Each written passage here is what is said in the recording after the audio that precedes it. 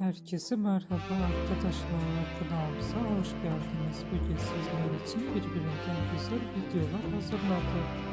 Güzel oyuncularımız Elçin Sarı ve Barış Arduç'ta bir